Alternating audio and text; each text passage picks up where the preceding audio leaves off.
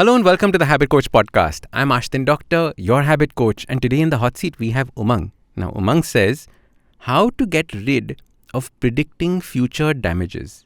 Now, it's a one-line question, and I don't think that it's been asked in the right way, so I'm going to try and interpret it in two ways. The first is, how do you stop trying to catastrophize the future?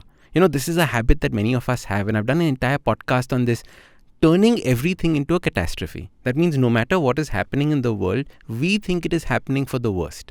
We think that it's almost always going to turn into something bad. And this is how our minds have been created, because for a large portion of human existence, we lived very dangerous lives as cavemen before we started living in societies. So we were always looking for minimizing the damage that's going to happen to us. And I think to a certain extent, this is a great habit to have, but only if you understand how to use this. Now, just yesterday, I was doing a workshop amongst these group of women in Pune, and we were talking about the book and we were talking about different things. And one of the women said, Ashdin, most of us women have this issue of anxiety. Can you tell us how to deal with anxiety? And that sparked an entire discussion amongst the group. So I want to understand, or I want you to understand, when anxiety is good and when anxiety is bad. You see, the problem with the word anxiety or worrying, because worrying is actually the thing that is closest to this kind of a question, is to understand this one thing, that you are basically doing things to stress you out without actually taking action to resolve anything.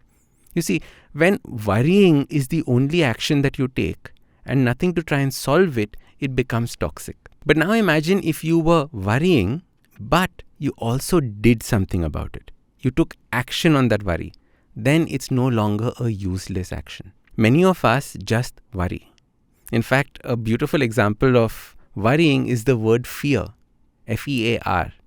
F-E-A-R stands for nothing but false evidence appears real. F-E-A-R. What does that mean? It means that there is no evidence of anything happening in reality. It's false.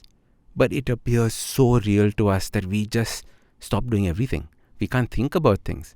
Our life almost shuts down because that false evidence in our mind has suddenly become so real.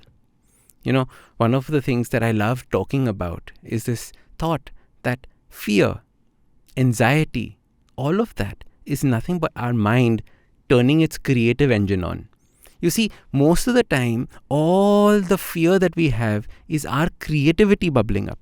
Because what we are fearful about actually has no bearing in reality.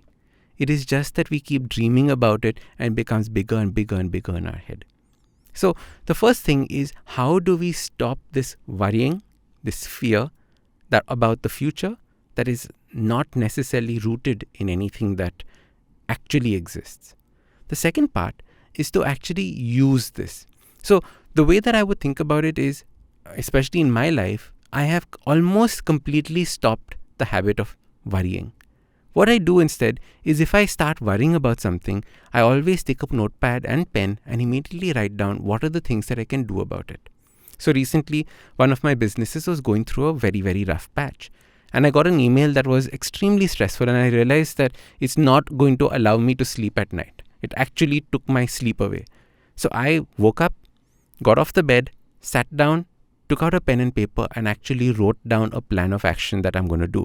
What are the things that I am worrying about, that my creativity has gone to that next level, that it's thinking, oh my God, this is the end of everything. And now what am I going to do about it? What are the steps that I'm going to take? And immediately at that moment, I did two things. I sent out 2 different emails to people, actioning some of the things that I was worried about. And guess what happened? The worry went away. And that is the way to start thinking about worrying, future actions, future plans. Only if you can do something about it should you start worrying about it. If you can't do anything about it, what is the point of worrying about it? Enjoy that journey. Maybe there is something to learn from it. So that is how I would typically think about these incessant future thoughts that keep coming. And for most of us, future thoughts are negative worry thoughts. If you're a lucky person who only thinks in positive things about the future, amazing. That's a fantastic habit. Now, that is a habit where again, I did another podcast on where I said that imagine if you didn't do the catastrophizing of life, but you felt that life was constantly conspiring for you instead of against you. That means even if something bad was about to happen in your life, it was for a longer, deeper, more amazing good that would possibly take place. That is the way that I would see this journey. Step 1, if there is something to worry about, then immediately act on it.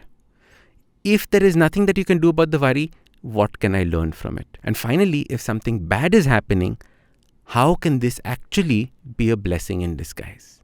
Now imagine if you could do these 3 steps, what a beautiful, peaceful life you would lead. All right, now if you want me to answer your question on the next Habit Coach Hot Seat episode, check out the link below and send me a nice juicy question with lots of words in it and sentences so I know exactly what you're going through so I can help you out.